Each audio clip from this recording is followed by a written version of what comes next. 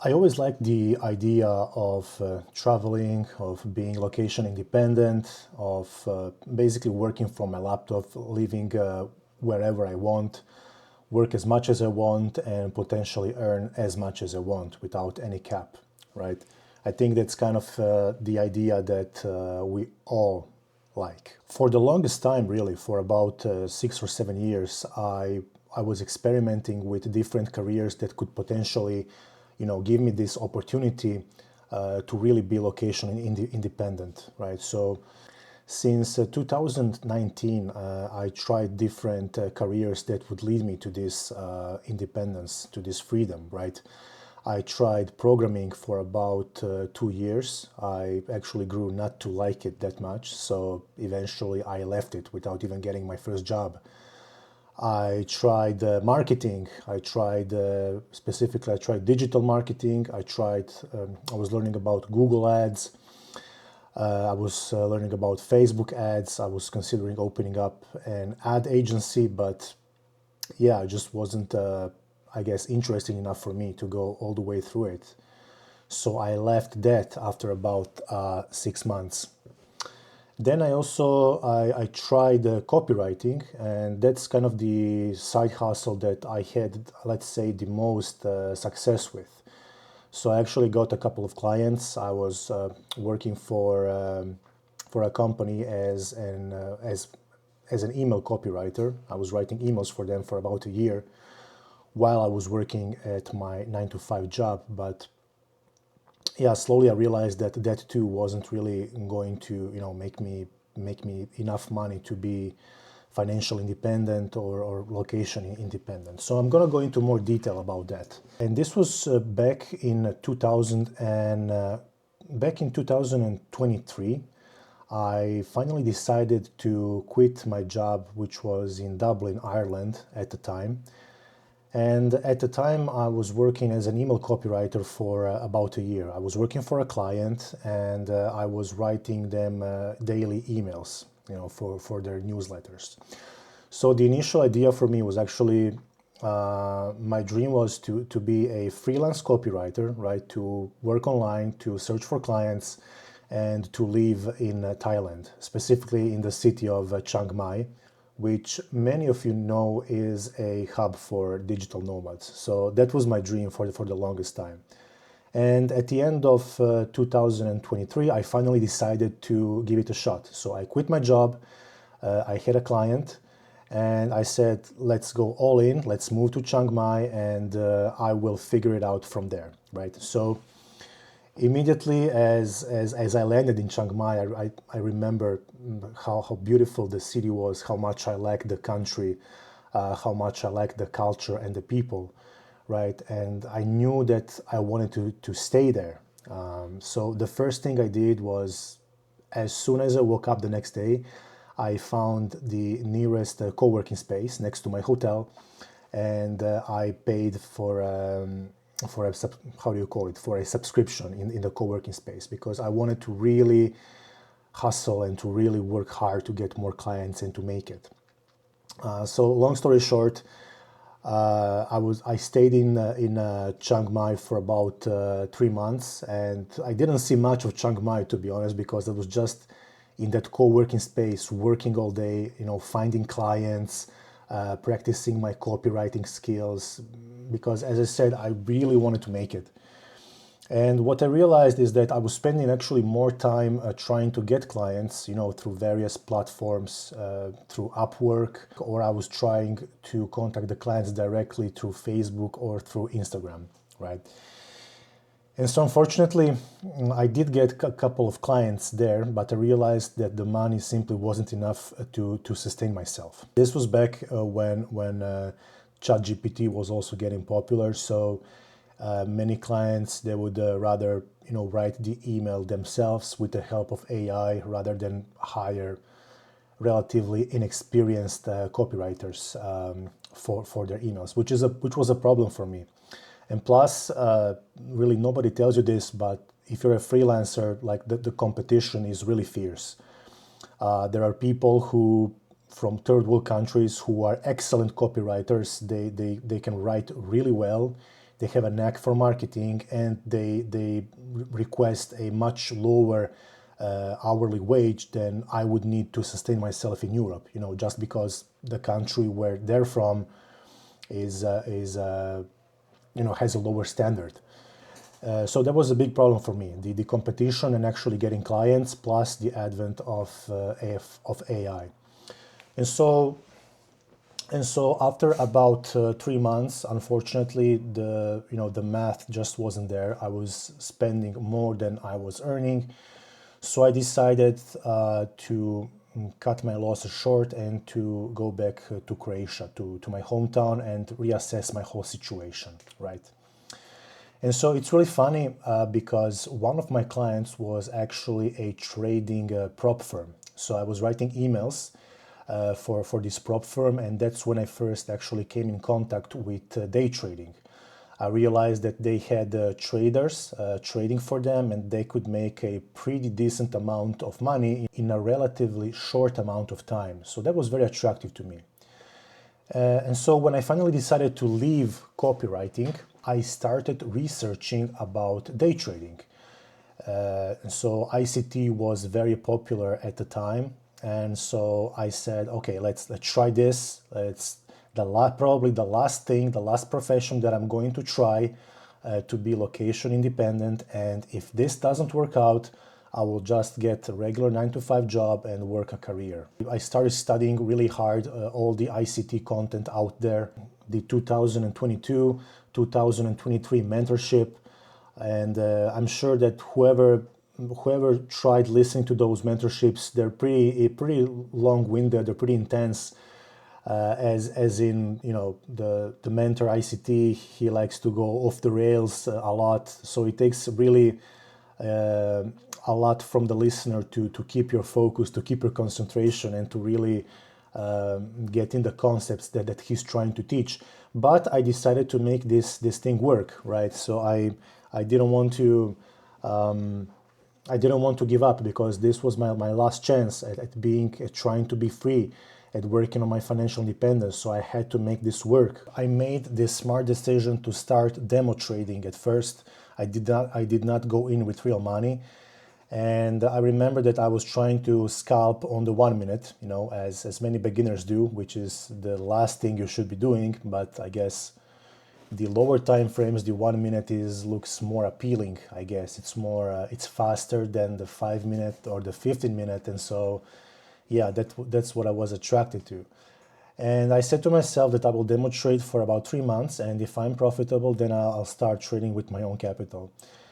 And so after 3 months, I believe I was break even or slightly profitable. But looking back at it right now, I really had no consistency, no strategy, no real edge in the markets. I was just, I guess, telling myself that I am profitable so that I could start trading with real money. And after 3 months, I decided to put about 2,000 euros in one of my futures accounts with a broker here. And I started trading. And of course, I lost money. And I lost not much. I lost maybe about 500 euros from that account before finally quitting and going back to the drawing board. Right? So I had the common sense of not blowing my whole trading account. So that's good, right? So when I went back to the drawing board, I kind of stumbled upon prop firms. So I realized that I do not need to trade my own capital, but I can actually pay for virtual money to trade with their own money, and then hopefully get funded and get some payouts, right? And so after that, then I bought. After a few months, this was probably about 6 or 7 months in my trading journey. I bought a prop firm account, and I started experimenting with different strategies. I remember I was trading the ICT unicorn for the longest time on the 5 minute. After a losing streak, I also tried swing trading for a couple of months. Now I'm telling you, this is already, we're talking about a year and a half in the journey, right? A year and a half in, I'm still switching strategies. I'm still not being consistent. I I certainly did not get funded, let alone get any payout out of it, right? I was just trying to see what works, and nothing really worked. It's not really until Christmas 2025 that at the time I was working a job in Zagreb, in Croatia. During the 2025 Christmas holidays, I decided to really study and to really go in to find my own system. And I actually found it. So I found something that worked for me. And the irony is, the good thing is that as I was perfecting my system, I actually came upon a mentor on YouTube who was trading the exact way that I was trading. Like, so it's funny because I kind of came to my own system by myself, and then immediately after, I found this mentor who was trading the exact same way as I was. And to me, that was just a sign that, okay, this is the guy that I want to follow. He's got over 2 decades of experience in the markets. Everything he says sounds logical, and it's just the way that I would trade anyways. So yeah, let's get his course. Let's get into his Discord, and yeah. So I actually became a student. So that's the first time that I actually got a mentor after 2 years of trying to figure things by myself. After I got the mentor, I was already out of drawdown on my first funded account. I actually needed about 6 or 7% more to pass phase 1. And I actually passed phase 1 in January 2026 of my first account. And then I passed phase 2 about 3 weeks later. That was like 5 more percent. So now, at the time of making this video, now it's March 2026, I'm funded. I finally got funded, and really it's been quite a journey. Really, it's been 2 years of trading, and I actually had this account for about a year. So if you would see my equity curve, it's really funny because it was going up and down all the time, but I refused to let the account go. So you could say that showed a lot of patience, right, and risk management, because even though I didn't get funded, I also didn't lose the account in about a year. So there were many months where I was trading without thinking about the money, but just about focusing on the process. And I think that really shows in my trading right now, where I can see that I'm more patient and that I'm able to manage risk accordingly. Just because I went through a losing streak for so long that I really had no other option than to stay patient and try to figure things out, really. One of the things that got me funded is, in my opinion, was getting off the 1 minute chart. So I get it, guys, like the 1 minute, it's much faster, it looks much more interesting, and a lot of new traders, they think that the professionals, that they're scalpers, that they stick to the 1 minute. And I will tell you right away that the opposite is actually true, that the more experienced traders realize that the 1 minute, the 2 minute, the 3 minute are time frames that are full of noise and full of false signals. And they actually move up time frames. Okay, many of them become intraday traders. So we're talking at minimum trading on the 15-minute time frame and up. Okay, many of them even become swing traders, right? And this is for many reasons. So one of the reasons is, as I said, there are many false signals because the 1 minute is too tiny of a time frame. But also, if you think about it, if you were to manage multiple funded accounts, let's say millions in funded accounts one day, would you really risk thousands of dollars on such a tight stop loss that's placed behind 1 minute structure, right? Based on a 1 minute break of structure. That looks like too tiny of a distance to be risking so much capital, right? In my opinion, where you could instead focus just on the 1 hour time frame and place your stop loss accordingly so that it's much wider, so that you know that your trade has much more breathing room to actually materialize, to go in the direction where you were predicting it to go, right? So my advice to you, after all this story, is to get off the 1 minute and embrace boredom in trading. So go on the 15 minute, okay? Base your trades off the 4 hour time frame. Watch premium, discount, however you trade, it doesn't really matter. But just know that the lower you go, the more difficult it's going to be, and you're actually making it unnecessarily difficult for yourself, okay? I myself, I'm an intraday trader right now, and sure, the trades take a bit longer. My average trade is now about 3 to 4 hours long, and I do need to wait a bit more for price to come at a zone that I want it to. But on the flip side, I trust the market structure much more. I know that there are way less fake outs, and it's overall a much less stressful way to trade, and it's more profitable, for me at least. So that's all that matters, really. So you really need to find the style that suits you, but chances are, if you're a beginner, you don't want to be a scalper. I understand that scalping is very popular now, especially with ICT, and it's attractive to see someone make $20,000 with a few ticks on a 1 minute time frame.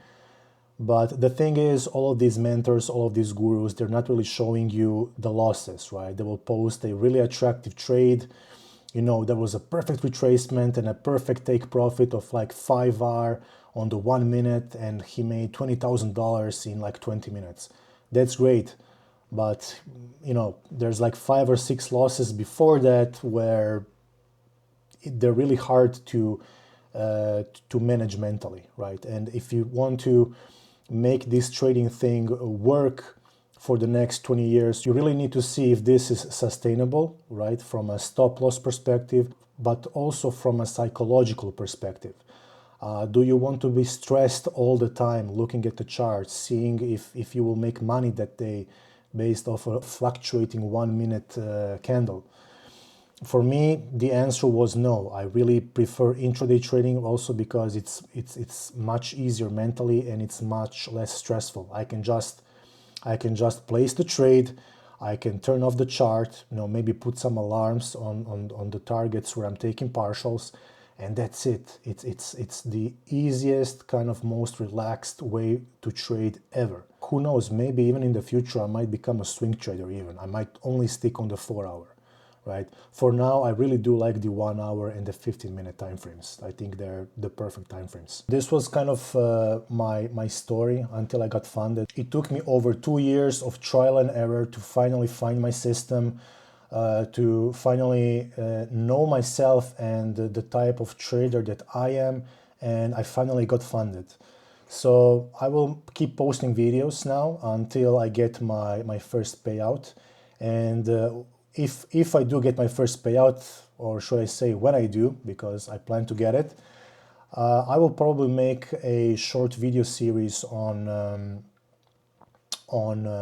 really scaling my capital, I guess, at that point. After I get my first payout, the plan is to maximize the capital with FTMO by the end of this year.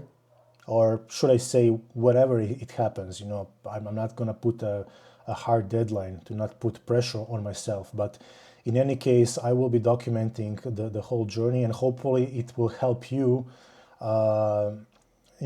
to see that these things are possible with a lot of perseverance and a lot of hard work, and that it is possible to make money in this very, very hard profession where 90% of people lose money. But it really all comes down to consistency, knowing yourself, finding your perfect trading styles, and sticking to higher time frames, in my opinion. Okay, so thank you so much for watching. If you did like this short story, I would invite you to subscribe to my channel. It really means a lot. I would invite you to like this video, leave a comment, hopefully a positive comment. And that's it. Yeah, I'll see you in the next video. Take care, and thank you for watching. See ya.